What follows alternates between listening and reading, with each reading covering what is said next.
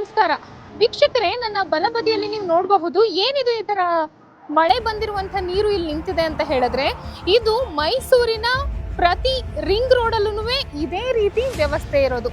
ಯಾಕೆ ಅಂತ ಹೇಳಿದ್ರೆ ಇಲ್ಲಿ ಸ್ಟಾರ್ಮ್ ವಾಟರ್ ಡ್ರೈನ್ ನಲ್ಲಿ ನೀರು ಹೋಗೋದಕ್ಕೂ ಕೂಡ ಜಾಗ ಇಲ್ಲ. ಕೆಲವು ಕಡೆ ಅಂತೂ ಸ್ವಲ್ಪ ಮಟ್ಟಿಗೆ ಕ್ಲೋಸ್ ಇದ್ರೂ ಇನ್ನೂ ಕೆಲವು ಕಡೆ ಓಪನ್ ಇದೆ. ಇಲ್ಲಿ ಯಾರು ಬೇಕಾದ್ರೆ ಇನ್ ಕೇಸ್ ಯಾರಾದರೂ ಓಡಾಡಿದ್ರೆ ಅಲ್ಲಿ ಬೀಳುವಂತಹ ಸಾಧ್ಯತೆಯೂ ಇರುತ್ತೆ. ಅದ್ರ ಜೊತೆಗೆ ಕೆಲವು ಕಡೆ ಅಂತೂ ಮಣ್ಣೆಲ್ಲ ತುಂಬಿಕೊಂಡಿದೆ.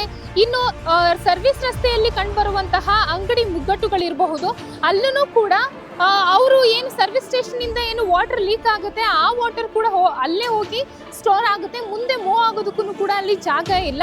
ಅದ್ರ ಜೊತೆಗೆ ಇಲ್ಲಿ ಈಗ ಒಂದು ಮಳೆ ಸೀಸನ್ ಆಗಿರೋದ್ರಿಂದನೂ ಕೂಡ ಬಂದಂತಹ ಮಳೆ ನೀರು ಸ್ಟಾರ್ಮ್ ವಾಟರ್ ಡ್ರೈನ್ಗೆ ಹೋಗೋದಕ್ಕೂ ಜಾಗ ಇಲ್ಲದೆ ಅಲ್ಲಲ್ಲಿ ಕಸಗಳ ಹಾಕಿರೋದಾಗಿರ್ಬೋದು, ಇಲ್ಲೆಲ್ಲ ಗಿಡ ಗೆಡ್ಡೆಗಳು ಬೆಳ್ಕೊಂಡಿರುವಂತಹ ದೃಶ್ಯಗಳನ್ನು ನೀವು ಇಲ್ಲಿ ನೋಡಬಹುದು.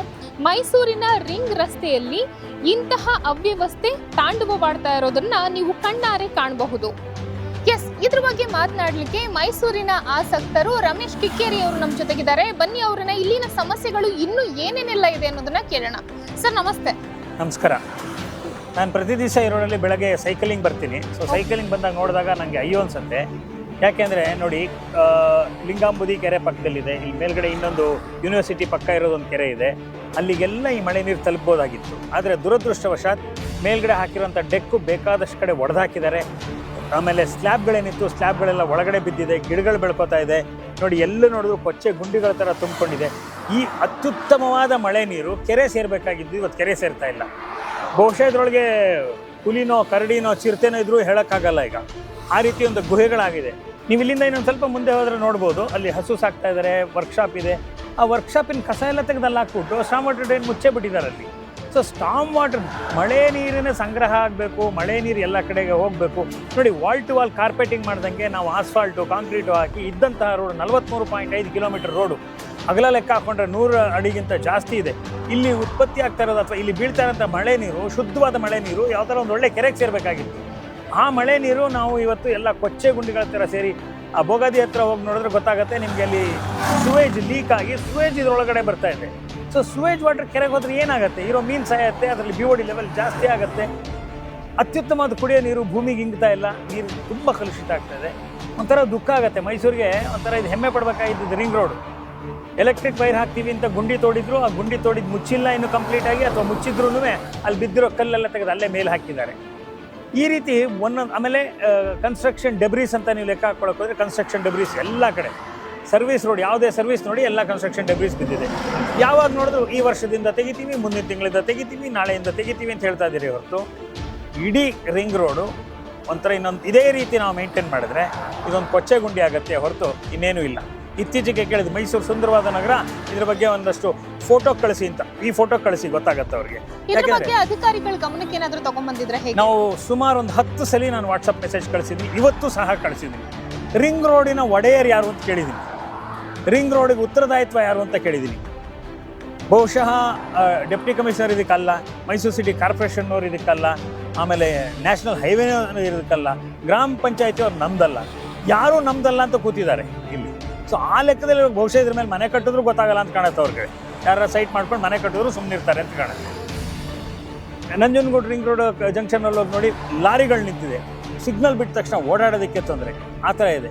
ಬೋಗಾದಿ ರಿಂಗ್ ರೋಡ್ ಜಂಕ್ಷನಲ್ಲಿ ನೋಡಿ, ಯಾವಾಗ್ಲೂ ಬ್ಲಾಕ್ ಆಗುತ್ತೆ, ನೀರಿಂದನೂ ಬ್ಲಾಕ್ ಆಗುತ್ತೆ, ಜನದಿಂದನೂ ಬ್ಲಾಕ್ ಆಗುತ್ತೆ, ವೆಹಿಕಲಿಂದನೂ ಬ್ಲಾಕ್ ಆಗುತ್ತೆ.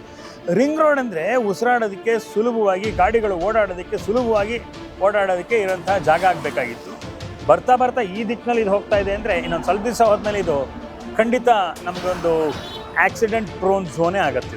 ಆಮೇಲೆ ನೀವು ನೋಡ್ತಾ ಹೋಗಿ, ಯಾರ್ಯಾರಿಗೆ ಅವರ ಮನೆಗೆ ಹೋಗೋಕ್ಕೋ ಅಥವಾ ಅವರ ಪೆಟ್ರೋಲ್ ಬಂಕ್ ಹೋಗೋಕ್ಕೋ ಅಥವಾ ಅವ್ರ ಅಂಗಡಿಗೋ ಅವ್ರ ಹೋಟ್ಲಿಗೆ ಹೋಗೋಕ್ಕೆ ಜಾಗ ಬೇಕೋ, ಈ ಥರ ಎಲ್ಲಿ ಸ್ಟಾರ್ಮ್ ವಾಟರ್ ಡ್ರೈನ್ ಇದೆ ಅದ್ರದ್ದು ಮೇಲ್ಗಡೆ ಡೆಕ್ ಶೀಟ್ ಇದೆಯಲ್ಲ, ಆ ಡೆಕ್ಕನ್ನು ಕಿತ್ತಾಕ್ಬಿಟ್ಟು ಕ್ಲೀನಾಗಿ ಅಕ್ಸೆಸ್ ಮಾಡ್ಕೊಂಡಿದ್ದಾರೆ. ಎಲ್ಲೆಲ್ಲಿ ನಿಮಗೆ ಪೆಟ್ರೋಲ್ ಬಂಕ್ಗಳಿದೆ, ಈ ರೋಡಲ್ಲಿ ಇಲ್ಲೊಂದು ಸ್ವಲ್ಪ ಮುಂದ್ಗಡೆಗಿದೆ, ಆಮೇಲೆ ಬೋಗಾದಿಯಿಂದ ಮುಂದ್ಗಡೆ ಇದೆ, ಎಲ್ಲರೂ ಅವ್ರವ್ರ ರೋಡ್ ತೆಕ್ಕೊಂಡಿದ್ದಾರೆ. ಯಾರು ಕೇಳೋರು ಹೇಳೋರು ಯಾರೂ ಇಲ್ವಾ? ಉತ್ತಳ್ಳಿ ಮಾರಮ್ಮನ ದೇವಸ್ಥಾನದ ಎದುರುಗಡೆ ಸರ್ಕಾರ ಮಾಡಿರುವಂಥ ಯೂಟರ್ನ್, ಅದು ಪ್ರಾಪರ್ ಆಗಿದೆ. ಬಟ್ ಮಿಕ್ಕಿದ ಕಡೆ ಎಲ್ಲ ನೋಡಿದ್ವಿ ಹೋಗಿ, ಅಂಗಡಿಗಳು, ಹೋಟೆಲ್ಗಳು, ಪೆಟ್ರೋಲ್ ಬಂಕ್ಗಳು ಅವ್ರವ್ರಿಗೆ ಬೇಕಾದಂಗೆ ಅವ್ರವರೇ ಹೊಡ್ಕೊಂಡು ತಗೊಂಡಿದ್ದಾರೆ. ಏನಾಗುತ್ತೆ, ರಾಂಗ್ ಸೈಡಿಂದ ಜನಗಳು ಬರೋದಕ್ಕೆ ಶುರು ಆಗೋಗ್ತಾರೆ. ನೀವು ಸಿಪೆಟ್ ಹತ್ರ ಹೋಗಿ ನೋಡಿದ್ರೆ ಅತ್ಯಂತ ಅವೈಜ್ಞಾನಿಕವಾಗಿ ಮಾಡಿರುವಂತಹ ರಿಂಗ್ ರೋಡು.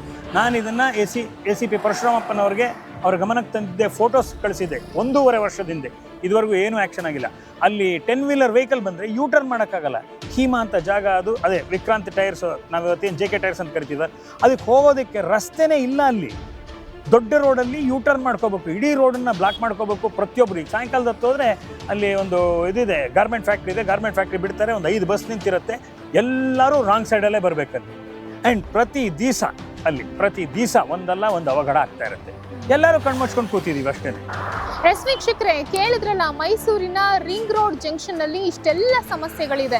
ಇಷ್ಟೆಲ್ಲ ಸಮಸ್ಯೆಗಳಿದ್ರೂ ಕೂಡ ಅಧಿಕಾರಿಗಳಿಗೆ ನಾವು ಆದಷ್ಟು ಮನದಟ್ಟು ಮಾಡೋದಕ್ಕೆ ಯಾವ್ಯಾವ ರೀತಿಯಾದಂತಹ ಸಮಸ್ಯೆಗಳಿದೆ ಅನ್ನೋದನ್ನ ನಾವು ಹೇಳ್ಕೊಂಡಿದ್ದೀವಿ. ಆದ್ರೂ ಕೂಡ ಇಲ್ಲಿವರೆಗೂ ಇದಕ್ಕೆ ಸಂಬಂಧಪಟ್ಟಂತಹ ಅಧಿಕಾರಿಗಳು ಕ್ರಮ ವಹಿಸಿಲ್ಲ ಅನ್ನುವಂತಹ ನೊಂದಂಥ ಮಾತುಗಳನ್ನು ನಾವು ಕೇಳಿದ್ವಿ. ರಮೇಶ್ ಕಿಕ್ಕೇರಿ ಅವರು ಸಾಕಷ್ಟು ಸಮಸ್ಯೆಗಳನ್ನು ಹೇಳಿದ್ರು.